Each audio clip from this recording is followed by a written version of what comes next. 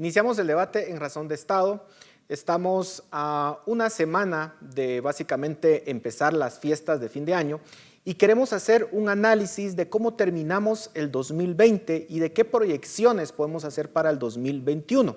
Y para ello contamos con tres invitadas: Marielos Chang, politóloga; Dafne Posadas, internacionalista y directora del área de estudios internacionales de la Fundación Libertad y Desarrollo; y Alejandra Martínez, historiadora y directora de estudios latinoamericanos. A las tres, muchas gracias por estar en Razón de Estado. Marielos, quisiera empezar contigo. ¿Cómo termina políticamente Guatemala en el 2020 en cuanto a la consolidación de la gobernabilidad en el país, de nuestras instituciones? ¿Cuál es tu análisis al respecto?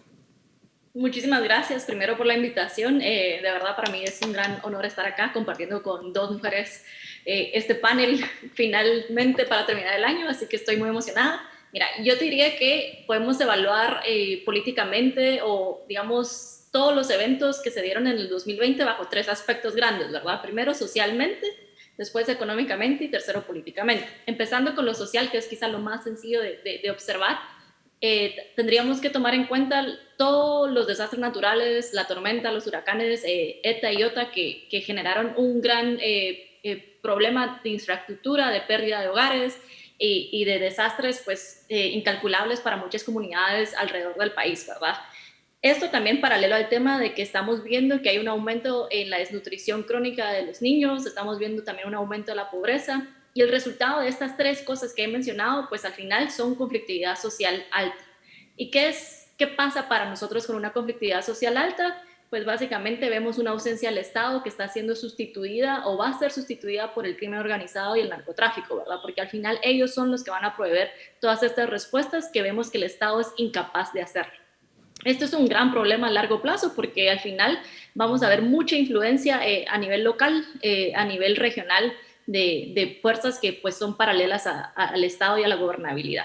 En el tema de económico, pues lo que vemos, hemos visto algún tipo de resiliencia, ya vemos que estamos otra vez creciendo, posiblemente tal vez a las remesas y a la economía informal, pero esto a largo plazo también es un problema porque lo que vamos a ver es una disminución del empleo formal, que lo vamos a ver ya con los datos del ICS el próximo año, cuando vimos que un montón de empresas tuvieron que reducir sus empleos formales, tuvieron que cerrar, y esto también al final es un gran problema, y tal vez específicamente para la clase social media o clase económica media, en el sentido de que la salud, que sigue siendo un tema que vamos a ver de aquí al próximo año con la pandemia, es un gran golpe para la billetera de muchas personas de bajos y medios recursos, y que vemos un sistema de salud que pues no está funcionando, ¿verdad? Entonces esto puede afectar mucho a la gente que posiblemente ha sobrevivido a lo largo de los años en Guatemala, pero con estas dos condiciones pues hace un poco más difícil o una cuesta arriba para esta gente. Dafne, ¿cuál es tu lectura al respecto? En ese contexto que nos presenta Marielos, ¿tú estás de acuerdo con esa visión o difieres?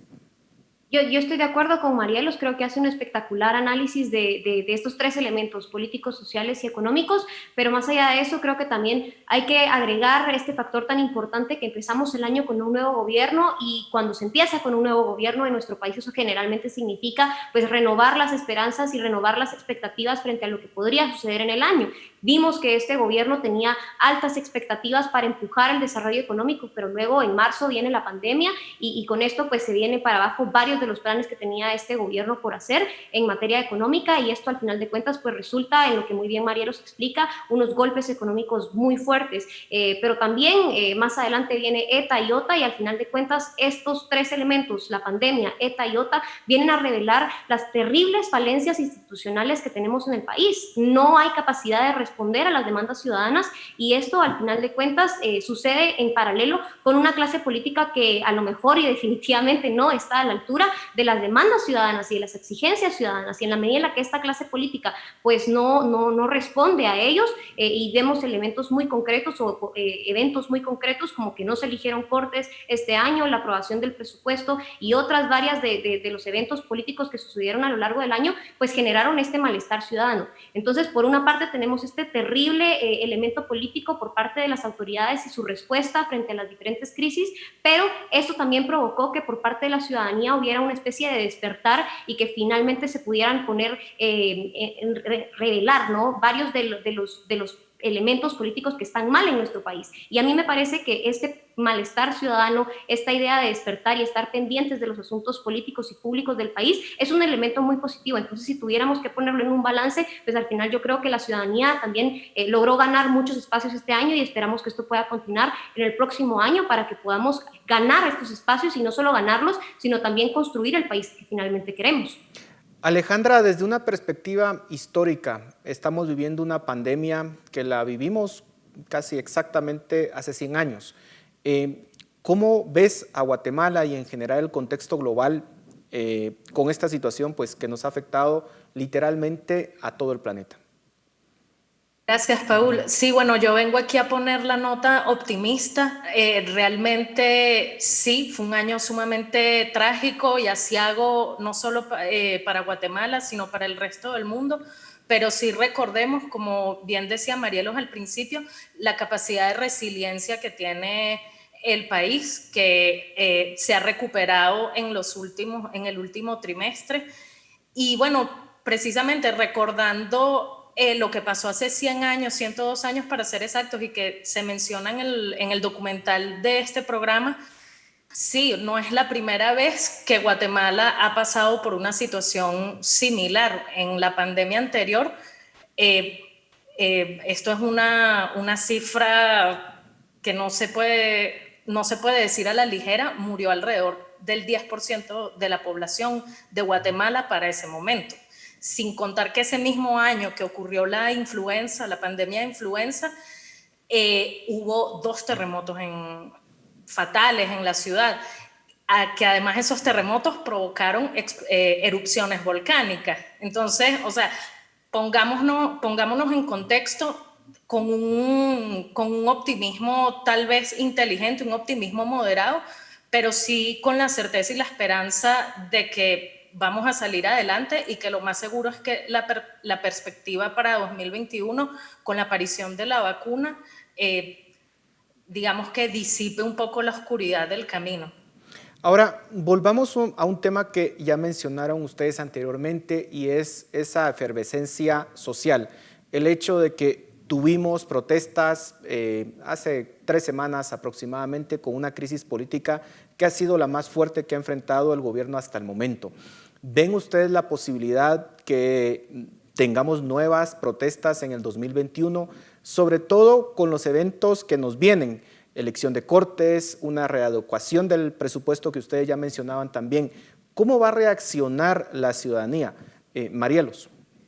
Sí, yo también coincido con los resultados positivos que menciona Dafne sobre el despertar ciudadano, esa concientización de que el sistema que tenemos actualmente ya caducó y es necesario que se reforme profundamente para que funcione para todos y que todos seamos parte de la toma de decisiones y que pues realmente se reduzca la influencia del crimen organizado, ¿verdad?, sobre nuestras instituciones políticas, que es lo más preocupante. Yo sí veo una continuidad con respecto a las protestas ciudadanas, sobre todo porque hay demandas que todavía no han sido resueltas, como la renuncia de Henry como el ministro de Gobernación, porque todavía estamos pendientes con el tema del abuso o el uso excesivo de fuerza que se dio durante las manifestaciones pacíficas. También existe esa demanda por unas cortes limpias, una justicia que efectivamente sea igual para todos. Y también vamos a tener temas que tienen que ser resueltos como el presupuesto, que bien mencionaste, pero también con respecto a la proyección que vamos a tener políticamente para el próximo año. Yo veo una concentración en la atención del Congreso. Vemos un Congreso que tiene una aplanadora, pero también vemos un Congreso que está plenamente rechazado por la ciudadanía, ¿verdad? Hay una desconfianza completa por quienes nos representan y posiblemente las decisiones que están tomando no son en beneficio de nosotros, ¿verdad? Entonces sí, yo veo una crisis ahí latente con respecto al Congreso, porque vemos que una junta directiva que se va a reelegir casi que por completo. La única diferencia es que Felipe Lejos ya no va a estar en la junta directiva, pero al final vamos a tener de nuevo a Alan, vamos a tener a la vicepresidenta que pertenece al partido de ideología narco, ¿verdad? Entonces sí es complicado el panorama, sobre todo para el Congreso en el próximo año. Ahora, Dafne, hay algunos que cuestionan ese tipo de movimientos ciudadanos. Algunos dicen, ¿por qué ahora? ¿Por qué vemos que nuevamente se retoma esa indignación de la ciudadanía en contra de una clase política que se percibe que está robando abiertamente, que cometen actos de corrupción, que se autoprotegen de procesos judiciales. ¿Realmente este tipo de movimientos es algo espontáneo o es algo creado? ¿Cómo debería responder la clase política ante este tipo de demandas? Paul, hay una palabra muy importante que tú utilizabas al momento de hacerle la pregunta a Marielos que me parece a mí que define muy bien la característica principal del descontento ciudadano, y es la efervescencia. Cuando algo es efervescente es que sucede porque hay un reactivo, ¿no? Y estos reactivos generalmente suceden cuando la clase política, pues definitivamente no solo no está a la altura de las demandas ciudadanas, sino que actúa de manera descarada en contra de los ciudadanos. Y yo creo que al final de cuentas esto fue lo que activó las protestas. Esta idea de que la ciudadanía está en condiciones pues verdaderamente lamentables en materia económica, en materia social, como ya bien lo explicaba Marielos, y al final la clase política se desentiende por completo de estas necesidades de la ciudadanía y actúa para sus propios intereses y para perseguir sus propios fines. Entonces, en la medida que la clase política continúa con estas prácticas de desentenderse por completo de las demandas ciudadanas y de desentenderse por completo de las necesidades del país, es ahí entonces en donde entra el espacio perfecto para que los ciudadanos pues efectivamente despierten, se presenten a la plaza y pues hagan las demandas que se tienen que hacer, que son exigir reformas profundas al Estado, como cambios en la reforma electoral, cambios en el sistema de justicia, cambios en compras y contrataciones y en el servicio civil, que al final va a permitir construir un sistema político que funcione para los ciudadanos y no para perseguir fines de intereses espurios. Entonces, al final de cuentas, pues sí, si bien es cierto que en la plaza hubo una serie de demandas legítimas, como muy bien las explicamos aquí en otros programas de razón de Estado, también hay grupos minoritarios que se presentaron a la plaza que intentaron causar caos, y lo vimos, las imágenes del Congreso incendiándose y demás, pero al final de cuentas estos grupos minoritarios no deberían de deslegitimizar el resto de las demandas que están presentes en la plaza y que al final de cuentas representan este descontento ciudadano, que es un descontento ciudadano acumulado y que va en función del descaro de la clase política recalcitrante que no está dispuesta a hacer cambios y no está dispuesta a atender a los ciudadanos.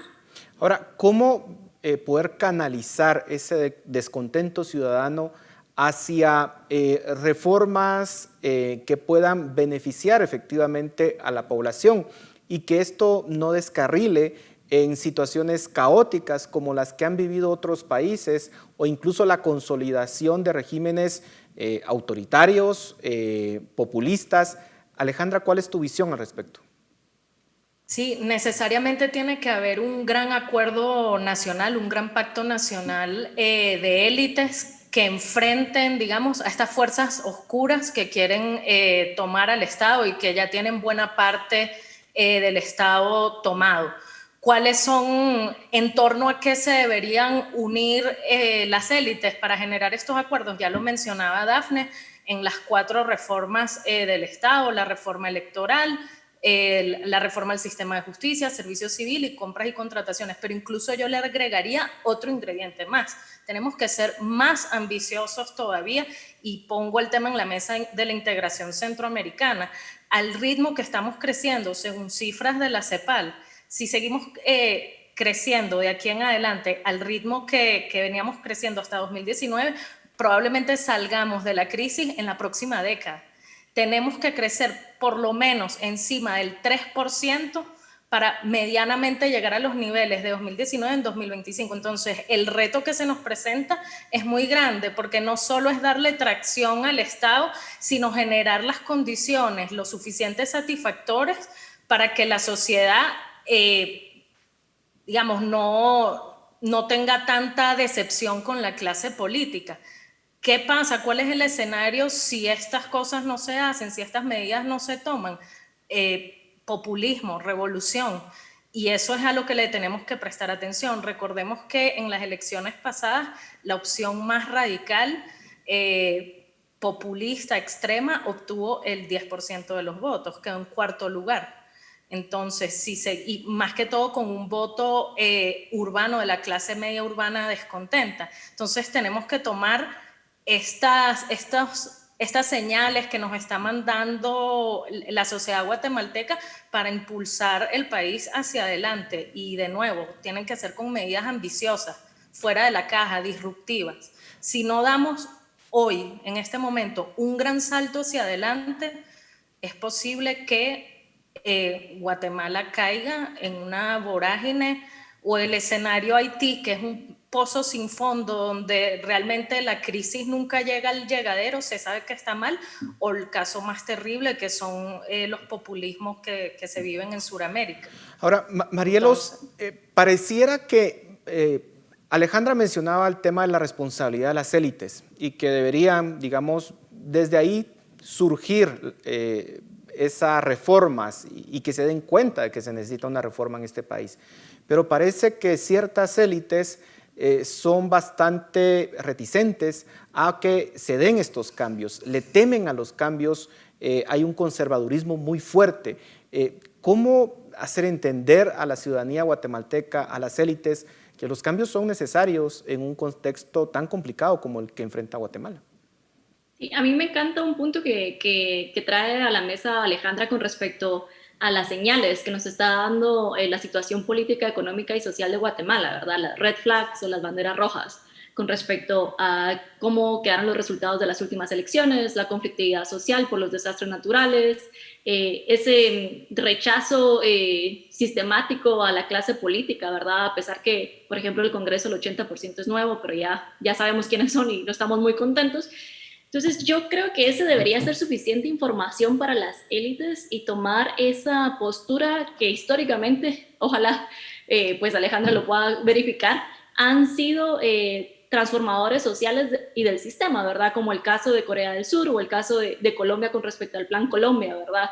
Que vimos un compromiso por parte de las élites, sobre todo las élites empresariales, en tomar ese rol de no defender el statu quo ni el sistema tradicional, sino invertir para reformar un sistema que le funcionara a todos, incluyendo sus propios intereses, ¿verdad? Que también no está mal, ¿verdad? Entonces yo sí creo que sí tiene que haber un despertar. Posiblemente va a ser una fractura entre esa ala conservadora y esa ala un poco más visionaria y transformadora de las élites, de decir, bueno, ¿saben qué? Esto ya no funciona, no podemos seguir aguantando, no podemos pensar que se va a diluir con el tiempo, como han pasado un montón de crisis en Guatemala, y es necesario que nosotros tomemos el liderazgo para construir ese nuevo sistema que es necesario en nuestro país para crecer económicamente, para fortalecer las instituciones y para proveer de seguridad y justicia por igual a todos, ¿verdad? Entonces yo sí que sí tiene que haber esa ruptura o esa fragmentación de estas nuevas élites que sí reconocen su rol dentro de la sociedad como transformadores. Quedan 30 segundos, así que le voy a pedir a cada una su conclusión rápidamente. Dafne. Yo creo que coincido con Marielos y Alejandra, necesitamos no solo políticos a la altura de los retos que tenemos, sino también ciudadanos y élites que estén de acuerdo y que se pongan de acuerdo para poder producir los cambios que necesita este país. Alejandra.